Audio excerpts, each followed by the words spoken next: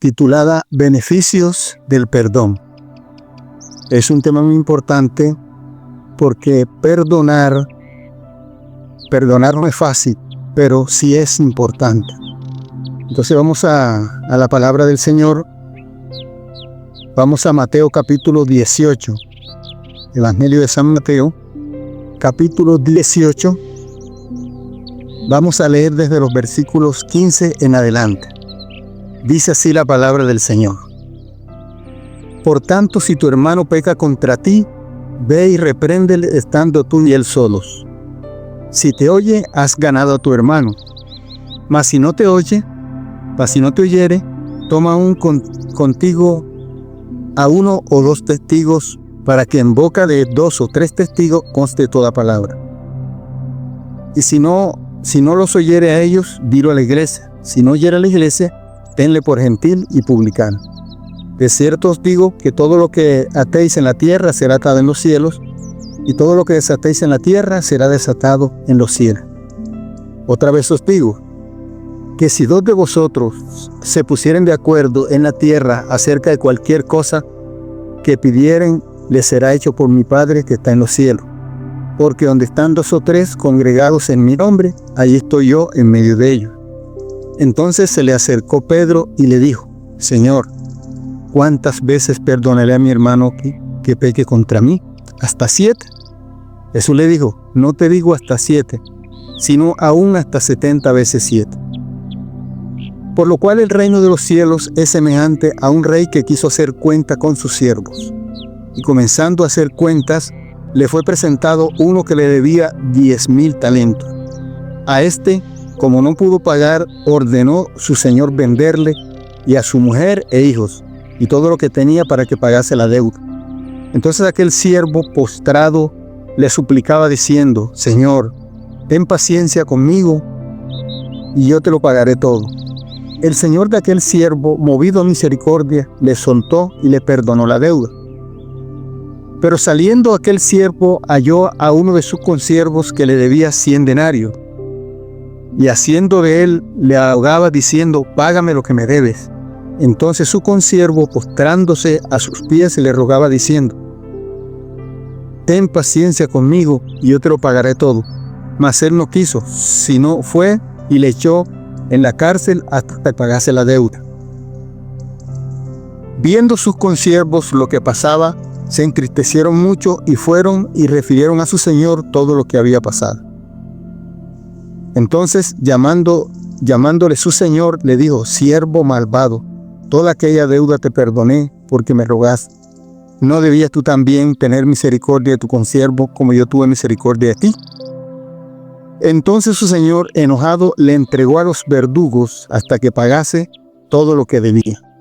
Así también mi Padre Celestial hará con vosotros, si no perdonáis de todo corazón cada uno a su hermano sus ofensas. Vea qué interesante, qué importante es el tema del perdón. Cuando perdonamos, los más beneficiados somos los que lo hacemos. Y cuando no perdonamos, los más perjudicamos somos los que no lo hacemos. Mire qué tan importante este tema del perdón. Y el perdón hablante en términos generales tiene 3 niveles. Voy a hablar de los 3 niveles del perdón. Nivel número 1, Dios nos perdona. Somos perdonados por Dios y Él decidió perdonarnos. Y el perdón es algo parecido en cierta forma a la salvación. El perdón no se merece. El perdón es algo que se necesita.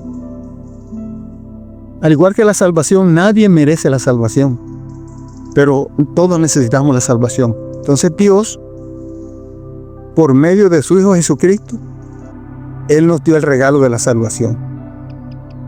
Dios, el afectado, o sea, en este caso la víctima, porque nosotros los victimarios, los culpables delante de Dios, pero Dios como víctima, Él decide pagar el precio de nuestro pecado por medio de su Hijo para salvarnos, porque la salvación no se merece. La salvación es algo que se necesita y Dios decidió darnos ese regalo. Así también es el perdón. El perdón no lo merecemos. Por eso entendemos cuando una persona se siente muy ofendida con alguien que le hizo algo, le causó un daño muy grave, que no quiere darle el perdón. En cierta forma tiene razón, pero como el perdón es un regalo, entonces no tenemos que mirar que si la persona lo merece o no. No, tenemos que entender que necesitamos dar el perdón porque eso nos va a ayudar a nosotros también. Y lo vamos a estar mirando a lo largo de estos podcasts. Entonces, decía que la salvación es como el perdón. Así como la salvación no se merece, el perdón tampoco se merece, pero sí se necesita. Entonces ahí miramos el primer nivel del perdón. Dios decide perdonarnos. Él nos regaló el perdón. Somos perdonados por Dios, somos libres de culpa. El segundo nivel, el autoperdón. Debo perdonarme. Porque muchas veces sucede el caso donde encontramos personas que Dios las ha perdonado y ellas no se han perdonado. No han podido perdonarse. Viven con esa autoculpa. Y aunque Dios los perdonó, ellos siguen siendo culpables para ellos mismos. Entonces debemos poner en práctica el perdón. Entender que si Dios, quien podía juzgarme, si Dios, quien podía negarme perdón, no me lo negó, entonces ¿quién soy yo para negarme el perdón? Debo autoperdonarme. Tercer nivel del perdón. Dios nos manda a perdonar a los demás. No es que dice, no es solucional, si puede, no. Dios nos manda a perdonar. Ahora, ¿por qué? Porque nos conviene a nosotros, nos conviene a todos el perdón. La única manera de eliminar el veneno que circula, el veneno de la culpa que circula entre las partes implicadas, es decir, entre la víctima y victimario, la única manera de eliminar ese veneno es perdonando. Por eso Dios en todo momento ofrece el camino del perdón y Él nos dio el ejemplo. Él decidió perdonarnos precisamente por eso, para eliminar esa culpa que nos separaba de Dios. Él la eliminó por medio del perdón y Él nos recomienda a nosotros hacer lo mismo, perdonar. Si queremos ser libres de ese daño que nos hicieron, si queremos ser totalmente libres, ser dueños de nuestra propia libertad, el camino es el perdón. Pero cuando no perdonamos, permitimos que el mal causado por el agresor siga destruyendo nuestras vidas. Porque es como si hubiera una tubería, un conducto por donde el mal sigue circulando. Entonces, yo inconscientemente, por no perdonar, le sigo permitiendo al agresor que siga destruyendo mi vida sin que la persona tenga esa intención. Ahora, perdonar no es fácil. Es cierto que perdonar no es fácil, pero perdonar es importante. Perdonar no es fácil. Esto es algo que se requiere de mucha preparación. Tenemos que prepararnos para perdonar.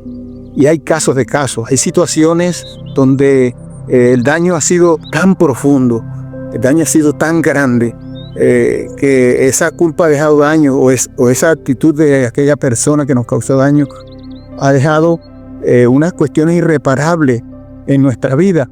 Entonces se torna muy difícil perdonar. Por lo tanto, tenemos que prepararnos para perdonar. Es como el ejemplo de una competencia. Cuando alguien va a competir y se da cuenta que su oponente es muy fuerte, tiene muchas estrategias, le hace un estudio y se da cuenta que la competencia es muy difícil, ¿qué es lo que le toca hacer? Le toca prepararse bien, prepararse de la mejor manera, porque sabe que va a enfrentar a alguien que es muy fuerte, que es muy capaz, y por lo tanto tiene que prepararse bien para hacer frente y poder ganar. Como perdonar es muy importante, entonces la única meta nuestra es ganar. No debe existir para nosotros otra opción sino ganar. Entonces, por lo tanto, tenemos que prepararnos para perdonar. Y reitero, no es fácil perdonar. Y hay casos donde se complica esta situación mucho más. Por ejemplo, cuando ha habido casos de violación, cuando alguien le ha quitado la vida a un ser querido de los nuestros. Esto causa daños irreparables. Y otro tipo de delitos, es que hay muchas causas, ¿verdad? Pero mencionando estas dos que son las más fuertes, se torna tan difícil el perdón cuando pensamos en esa persona cuando pensamos en lo que nos hizo, eso nuestro corazón se llena de odio, de resentimiento, amargura. Hay unas punzadas por dentro, hay un deseo de venganza, hay un rencor profundo que no nos deja vivir tranquilos. Y la única manera de ser libre de estas cosas es perdonando. No existe otra manera, es perdonando. Porque muchas veces decimos, no, pero olvida eso. No, no se puede olvidar. Lo único que podemos hacer es perdonar para erradicar la culpa, para erradicar el veneno. Es la única manera. Y vamos a estar mirando a lo largo de esta serie acerca de los beneficios, que son muy importantes. Solamente estamos mirando, haciendo algunos comentarios, luego entraremos al texto bíblico para mirar lo que el Señor Jesucristo nos plantea para poder dar el perdón. Él nos prepara para este perdón. Es tan dañina la culpa que ella causa separación, ella nubla, ella turba, ella daña todo. El Salmo 103 es un salmo que ahí nos habla acerca de los beneficios de Dios. El Salmo 103, el salmista allí nos habla de del versículo 1 al 5, nos habla de 5 beneficios principales que recibimos de Dios. Y dice así el Salmo 103. Bendice, alma mía, a Jehová, y bendiga todo mi ser tu santo nombre. Bendice, alma mía, a Jehová, y no olvides ninguno de sus beneficios, y empieza a enumerarlo. Y el primero es, Él es quien perdona todas tus iniquidades. Mire, qué sorprendente, ¿verdad? El primer beneficio nombrado aquí por el salmista es, Él es quien perdona todas tus iniquidades. Ahora, ¿por qué primero el perdón? Bueno, porque cuando tenemos culpa, la culpa causa separación. La culpa daña la comunión. La culpa provoca enojo, provoca rencor, resentimiento, amargura. Y nosotros, como éramos culpables delante de Dios, entonces Él nos llama al perdón. Y cuando llegamos a Él, lo primero que hace es perdonarlo, quitar la culpa de en medio. ¿Por qué? Mire lo que dice Isaías 59, 1 y 2. Dice así: He aquí que no se ha cortado la mano de Jehová para salvar, ni se ha grabado su oído para oír. Pero nuestras iniquidades han hecho divisiones entre vosotros y vuestro Dios. Y vuestros pecados han hecho ocultar de vosotros el rostro para no oír. Mire que no es que Dios no quiera salvar, no es que Dios no quiera oír, no es que Dios no nos quiera atender, sino que el pecado causa una separación. El pecado nos pone lejos de Dios. El pecado causa una barrera. Por eso el primer beneficio que encontramos aquí mencionado por David en el Salmo 103 es el perdón. Es importante el perdón. Es importante recibir el perdón, pero dar el perdón. Recordemos que el perdón funciona en cierta forma como la cuenta bancaria. Si no tenemos fondos, no podemos retirar. No podemos retirar dinero en nuestra cuenta bancaria. Usted puede ir a un cajero, puede ir a un corresponsal, cualquier oficina, puede gestionar el retiro, le dicen fondo insuficiente. Entonces el perdón funciona como la cuenta bancaria. Por eso el Señor, ahí en el Padre Nuestro, la oración modelo, Él dijo, ahí está dado por sentado el perdón. Dice, perdona nuestros pecados o nuestras deudas, así como nosotros perdonamos a los que nos ofenden. Mire qué interesante eso. Y ahí en la oración, que es el medio de comunicación nuestro con Dios.